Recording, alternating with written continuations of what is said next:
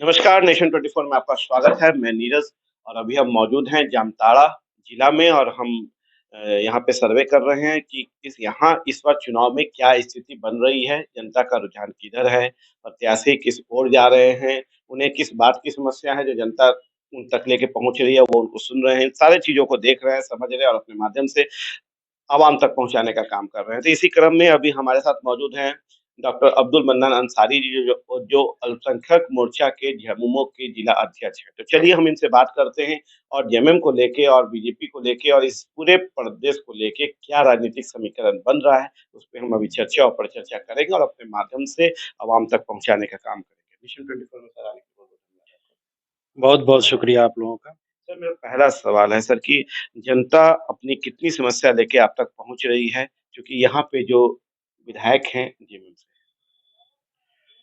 यहाँ जामताड़ा में विधायक जेएमएम से नहीं है, कांग्रेस से है, कांग्रेस से है। और चूँकि गठबंधन के विधायक हैं तो उनके पास तो पहुँचते ही हैं और जैसा कि आपने बता ही दिया है कि मैं झामुमो अल्पसंख्यक मोर्चा का जिलाध्यक्ष हूँ। तो अल्पसंख्यक लोगों की जो भी समस्याएँ हैं, मेरे पास जो भी पहुँचती है मैं हल करने का भरपूर प्रयास करता हूँ और समस्याएँ हल भी होती हैं। लोग समस्याओं के हल हो जाने से खुश भी होते हैं। किस तरह की समस्या मुख्य रूप से सामने आ रही है? देखिए, यहाँ जो जामताड़ा का मुख्य समस्या है, वो तो जो बरसों से चली आ रही वही समस्याएँ हैं। स्टूडेंट को जैसे कहीं एडमिशन लेना हो, तो ये समस्या होता है, रोज़गार का समस्या होता है। अभी जो सरकार ने कार्यक्रम शुरू किया है, उसमें जो-जो भी योजनाएँ हैं, वो योजनाओं को समझने के लिए लोग पहुँचते हैं, तो उन योजनाओं को मैं समझा देता हूँ कि किस तरह से क्या आगे बढ़ना है, कैसे काम करना है। ये सब जनरल समस्याएँ आती हैं, जिसका हल करने का प्रयास करता हूँ। आप गठबंधन में हैं, यहाँ पे कांग्रेस के विधायक हैं, जेएमएम से आप जुड़े हुए हैं। क्या लगता है इंडियन अलायंस जो है वो पटरी पे चल रहा है या पटरी से बिखर रहा है? क्योंकि बहुत सारी बातें सामने आ देखिए, विरोधियों का काम तो है अच्छा खासा सरकार भी चलता हुआ उन लोगों को सरकार आज गिरा देंगे, कल गिरा देंगे, सरकार गिरने वाली है, इंडिया गठबंधन टूटने वाली है। जब इंडिया गठबंधन की पहली बैठक हुई थी, आप लोग देख रहे होंगे उस समय से जो विरोधी लोग हैं वो इंडिया गठबंधन को तोड़ने के लिए लगे भी हुए हैं, प्रयासरत भी हैं और बयानबाज़ी भी कर रहे हैं कि इंडिया गठबंधन टूट रहा है, लेकिन ऐसा कुछ नहीं है, इंडिया गठबंधन बिल्कुल मजबूत है और झारखंड में भी इंडिया गठबंधन बहुत ही मजबूत है, आगे चुनाव में भी मजबूत रहेगा। सीट शेयरिंग को लेके कुछ स्थिति स्पष्ट नहीं है। देखिए, सीट शेयरिंग का तो मैं अपने स्तर से कुछ नहीं कह सकता हूँ, ये बड़े नेताओं का काम है। लेकिन मैं उम्मीद जताता हूँ और ये विश्वास है कि सीट शेयरिंग में कोई मसला नहीं फँसेगा और जिनका जिस पार्टी का जैसे झारखंड में ख़ास करके जो गठबंधन है हम लोगों का, यहाँ पर झारखंड मुक्ति मोर्चा, कांग्रेस और राजद का गठबंधन है, साथ ही वाम दलों का भी है। तो पिछले चुनाव में भी गठबंधन के साथ लड़ा गया था और कहीं कोई मसला नहीं आया था और इस बार भी 2024 के चाहे वो लोकसभा का चुनाव हो, चाहे विधानसभा का चुनाव हो, हमें पूर्ण विश्वास है कि सीट शेयरिंग में कोई मसला नहीं फँसेगा, बड़े नेता इसको अच्छे से हल कर लेंगे। क्या लगता है कि आपके जामताड़ा जिला जो दुमका लोकसभा क्षेत्र है, कि इस बार बीजेपी नहीं हट के जेएमएम के या इंडियन अलायंस के कोई भी जीत के आएँगे सामने?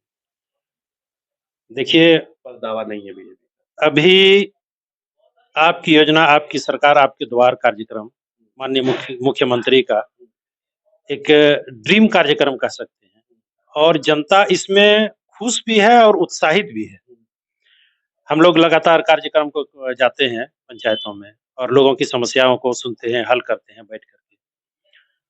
और मैं विश्वास के साथ कह सकता हूँ कि इस बार दो दुमका लोकसभा झारखंड मुक्ति मोर्चा की झोली में आएगा, इंडिया गठबंधन की झोली में आएगा। इसमें कोई किंतु परंतु नहीं है। पर उनका दावा तो है कि ये सिर्फ अफ़वाह है। नहीं, उनका दावा के बारे में तो उनसे सवाल कर सकते हैं, लेकिन चूँकि दुमका लोकसभा झारखंड मुक्ति मोर्चा का परंपरागत सीट रहा है। यहाँ पे गढ़ भी है, सब गढ़ जुड़े है, हुए हैं। संथाल परगना झारखंड मुक्ति मोर्चा का गढ़ रहा है और दुमका लोकसभा क्षेत्र जो है परंपरागत सीट रहा है झारखंड मुक्ति मोर्चा का। किसी वजह से किसी लहर में जो है दुमका लोकसभा हम लोग एक बार हार चुके हैं, लेकिन ऐसी गलती दोबारा नहीं होगी और लहर हो या कहर हो ज़्यादा देर टिकता नहीं है और लहर कहर दोनों ही बुरा होता है। जनता को सोच समझ करके वोट करना चाहिए। इस बार वोट करेंगे वो और झारखंड मुक्ति मोर्चा के पक्ष में वोट करेंगे। जब आप जनता के बीच जा रहे हैं, लोग आप तक पहुँच रहे हैं, तो क्या इस तरह की बातें सामने निकल के आ रही हैं? देखिए, यहाँ जो इस वक़्त लोकसभा में जीते हुए सांसद हैं बीजेपी के, जनता उनका चेहरा देखना चाहती है, उनका चेहरा देख भी नहीं पाती। कहाँ रहते हैं, क्या करते हैं, नहीं करते हैं और हम लोग खुद जो है उनको कब जामताड़ा आते हैं, कभी देखा नहीं इस क्षेत्र में। लोगों का काम कुछ होता हुआ दिख नहीं रहा है। लोकसभा से यहाँ का प्रतिनिधित्व तो करते हैं लेकिन मतलब कहीं विकास पटल पे नहीं आए। ना बिल्कुल नहीं। जो समस्याएँ जस की तस पड़ी हुई हैं और लोगों का मिजाज बन रहा है कि इस बार उनको बदल देना है। उनका कहना है कि विधानसभा का चुनाव भी जो होगा, उसमें भी इस बार जो है यहाँ से सारा पत्ता साफ हो जाएगा और सिर्फ बीजेपी रह जाएगी। ये तो मुंगेरी लाल का हसीन सपना है, ऐसा कुछ नहीं होने वाला है। जामताड़ा तो इंडिया गठबंधन का रहेगा और प्रत्याशी चाहे जो रहे, लेकिन जीत जो है इंडिया गठबंधन का ही जामताड़ा में होगा। नहीं, उनका ये भी कहना है कि डॉक्टर इरफान अंसारी जो हैं, उनके जो कार्य हैं, जो उनसे मिलना चाहते हैं, वो समस्या का निष्पादन नहीं कर पा रहे हैं।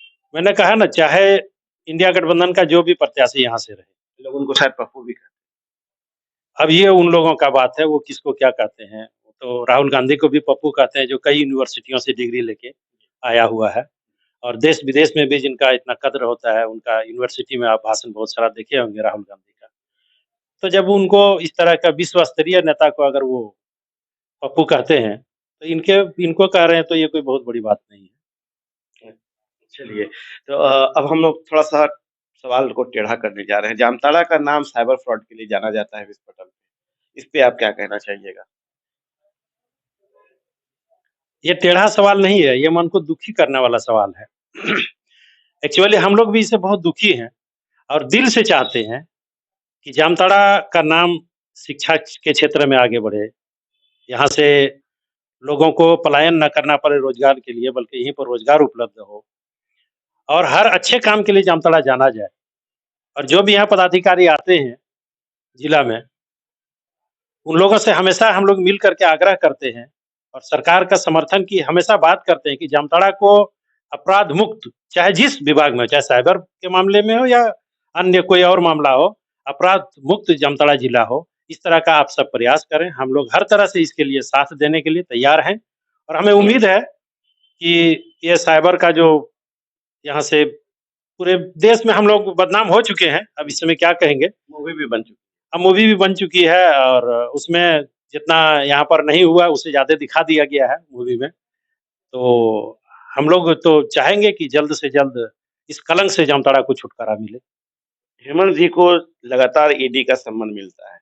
वो कोई न कोई आपके द्वारा पंचायत में निकल जाते हैं, कहीं-कहीं चले जाते हैं। क्यों सामना नहीं करना चाहते? ना, ना, इसको आप ऐसे ना कहें कि सामना नहीं करना चाहते हैं। पहली बार जब हेमंत सोरेन को, माननीय मुख्यमंत्री को जब ईडी ने समन दिया था, आप लोग भी देखे होंगे, न्यूज़ कवर भी किए होंगे। वो बिल्कुल गए और जो भी सवालात उनसे पूछा गया, लगभग 10 घंटा तक बेबाक अंदाज में उन्होंने जवाब दिया। अब बार-बार एक ही चीज़ को दोहरा रहे हैं और एक तरह से ये इसको आप दूसरे रूप में भी आप लोग चूँकि तमाम जगहों में घूमते होंगे। अगर आज ये हेमंत बिस्व शर्मा की तरह शामिल हो जाए भाजपा में, सट जाए, तो आज से ईडी का नोटिस बंद हो जाएगा। ये भाजपा का जो भी जिस भी प्रदेश में भाजपा गठबंधन का सरकार नहीं है या भाजपा का सरकार नहीं है, तमाम लोगों को परेशान किया जा रहा है। बंगाल के मुख्यमंत्री को परेशान नहीं किया जा रहा है क्या? आप देख लीजिए महाराष्ट्र में क्या घटना किस तरह से हुआ है। तो ये तोड़ने-मरोड़ने का काम चल रहा है इन लोगों का और चलता रहेगा इलेक्शन के बाद भी, इलेक्शन से पहले भी। लेकिन मुख्यमंत्री और मजबूत बन के झारखंड के मुख्यमंत्री हेमंत सोरेन उभर रहे हैं और जनता का प्यार और जनता का विश्वास हेमंत जी के साथ है। इसलिए डरने की कोई बात नहीं है इस मामले क्या में। उम्मीद रख सकते हैं कि शायद सूत्र से है या किसी माध्यम से ये जानकारी मिल जाए कि जेएमएम जो है बीजेपी से हो गया और ईडी का संबंध बंद हो गया? क्या क्या चीज़? मतलब कि है जेएमएम और बीजेपी एक हो जाए कहीं झारखंड में और ईडी का संबंध जिस जो चर्चा आपने किया कि मतलब कि आज बीजेपी में शामिल हो जाएँगे तो ईडी का संबंध बंद हो जाएगा। देखिए, अगर ऐसा होना होता, तो हेमंत बाबू पहली बार जब गए थे ईडी कार्यालय में जवाब देने के लिए, वो नहीं जाते। लेकिन ऐसा कुछ नहीं होने वाला है। हेमंत बाबू डटे हुए हैं और आप देख रहे हैं, अगर डरना होता, तो ईडी कार्यालय बार-बार जाते। सलाम करने के लिए। कुछ नहीं, जनता के बीच में जा रहे हैं, क्योंकि किसी भी पार्टी का असली ताकत जनता होता है। और आपकी योजना, आपकी सरकार, आपके द्वार का जो कार्यक्रम है, उसमें आप देख रहे होंगे हज़ारों की भीड़ उमड़ती है और हेमंत बाबू लगभग जिलों में प्रोग्राम कर चुके हैं, जामताड़ा में भी कुछ दिन पहले आ चुके थे। लोगों की समस्याएँ हल हो रही हैं। अगर हेमंत बाबू पर बीजेपी हाथ डालेगा तो ये मधुमक्खी के छत्ता में हाथ डालने जैसा हो जाएगा। वो परेशान हो जाएँगे। इसलिए हाथ भी नहीं डाल रहे हैं, हाथ डराने का प्रयास कर रहे हैं, जो कि हेमंत बाबू डर भी नहीं रहे हैं। लोगों को ये लग रहा है कि ये सिर्फ चुनावी स्टंट है, क्योंकि नजदीक है चुनाव। चुनावी स्टंट झारखंड मुक्ति मोर्चा का नहीं, बीजेपी का है। ये चुनावी स्टंट भी है, डराने का काम भी कर रहे हैं। लेकिन चूंकि मैंने पहले भी कह दिया कि वो डरने वाले नहीं है। जनता का प्यार, जनता का विश्वास हेमंत सोरेन जी के साथ है। इसलिए बीजेपी वाले चाहे जो भी प्रयास करें, उन लोगों का झारखंड मुक्ति मोर्चा के साथ कोई प्रयास काम नहीं आने वाला है और झारखंड मुक्ति मोर्चा अपने मजबूत कदम से 2024 की ओर बढ़ रहे हैं। ये मान के चले और अपने आवाम को आपके माध्यम से ये बता सके कि यदि झारखंड में जेएमएम की या गठबंधन की सरकार आती है, तो जो समस्याओं का निष्पादन नहीं हो पा रहा है, वो निष्पादन और निजात लोगों को मिलना शुरू हो जाए। देखिए, समस्या तो मान लीजिए आज़ादी के बाद से ही है देश में और धीरे-धीरे निष्पादन हो भी रहा है। अभी हेमंत बाबू के कुछ कामों को मैं गिनवा दूँ, जैसे अबुआ आवास का अभी जो चला हुआ है। केंद्र से पैसा बंद कर दिया गया, इसके बावजूद अभी एक बहुत बड़ा लक्ष्य रखा है और आप देख लेंगे कल ही 29 तारीख को अबुआ आवास योजना के तहत सभी पंचायतों से लोगों को बुलाया गया है रांची और उन लोगों को अबुआ आवास का कागज भी दिया जाएगा, कल ही दिया जाएगा। उसके बाद गुरुजी क्रेडिट कार्ड योजना जो चल रहा है स्टूडेंट के लिए, एक बेहतरीन योजना है जो गरीब बच्चों को पढ़ने के लिए दिया जा रहा है। उसके बाद आप एक चीज देखेंगे, यूनिवर्सल पेंशन स्कीम जो लागू कर दिया है हेमंत सोरेन सरकार ने, कि 60 वर्ष के कोई भी जाति के है, किसी भी धर्म का हो, तमाम लोगों को पेंशन मिलेगा और 1 से 5 के बीच में पेंशन घुस जाएगा। पहले लोग परेशान हो जाते थे। तो गरीब जनता भी इस मामले में बहुत खुश है, बहुत जो है हेमंत बाबू से उनको दिल से दुआ दे रहा है कि इस तरह का मुख्यमंत्री हम लोगों को मिला है। उसके बाद आप देखिएगा कि जो सरकारी कर्मी है, उन लोगों को पुरानी पेंशन स्कीम भी लागू कर दिया है।